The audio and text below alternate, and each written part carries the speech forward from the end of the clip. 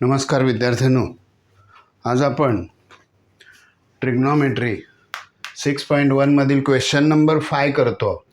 Given दिलेले आहे tan theta is equal to 1 find sin theta plus cos theta upon sec theta plus cosec theta there आणि इथपर्यंत हा question आहे. आपण गिवन दिलं टू फाइंड. आता सोल्युशनमध्ये आपण गिवनमधलं सेंटेन्स लिहिलं आणि याच्या पुढचं आपण आता बघूया काय ते. लक्षात घ्या, या ठिकाणी आपण tan theta is equal to 1 हे आपल्याला त्यांनी दिलेलं आहे. मग आपण काय करूया बघा, 1 ही किंमत टॅनची कधी येते ते लिहूया. तर 1 ही टॅनची किंमत tan 45ला येते, 45 डिग्रीला येते. म्हणजेच 1 इज इक्वल टू tan 45 असं आपण लिहूया. डिग्री लिहिलं तर म्हणजेच इथे tan theta is equal to tan 45. म्हणजेच आपल्याला आता इथे कोणाची व्हॅल्यू मिळाली, इथे tan is equal to tan theta is equal to 45. म्हणजे इथे मिळालं तुम्हाला theta is equal to 45 degree. मग आता काय करणार आपण, आता साधी गोष्ट आहे, या साइन थीटा ह्याच्या किमती इकडे टाकणार आपण.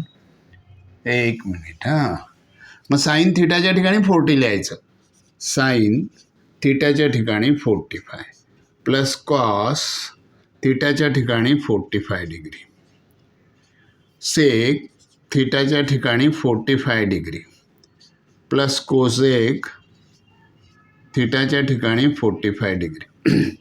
ठीक आहे, तर मग आपण याच्या व्हॅल्यू भरूया.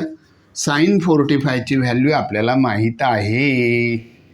साइन 45 येणार 1/√2 प्लस कॉस 45 1/√2 आणि सेक 45 येणार √2 येणार √2 प्लस √2. ठीक आहे, आता आपल्याला काय करायचं आहे बघा, तर आपण आता पुढे असं लिहूया, यांची ॲडिशन, या दोघांची 1/√2 1/√2 हे दोन्ही दोन वेळा आलेलं आहे, म्हणून यांची ॲडिशन येणार 2√2 असेल. कळलं? आणि मग यांचे हे पण आहेत √2 ट्वाईस आहे, म्हणजे √2 झालं.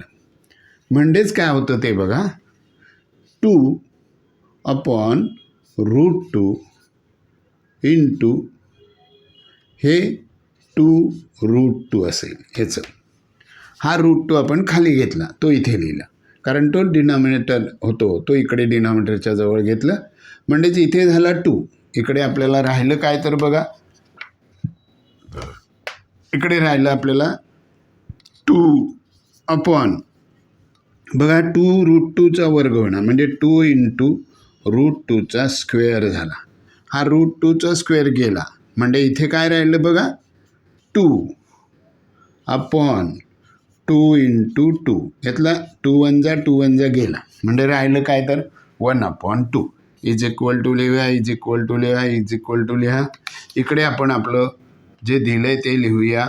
काय दिलं आहे बघा, sine theta plus cos theta upon sec theta plus cosec theta is equal to 1/2. हे आपलं आन्सर आलं. इकडे आपण रिझन देऊया. इथे तर काय,